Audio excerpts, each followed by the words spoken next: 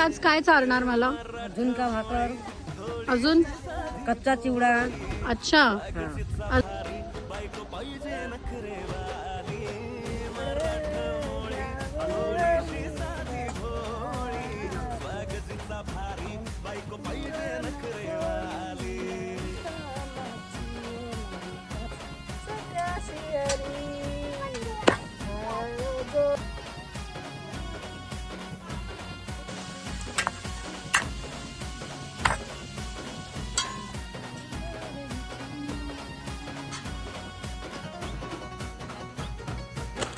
याचं भरीत आहे. अच्छा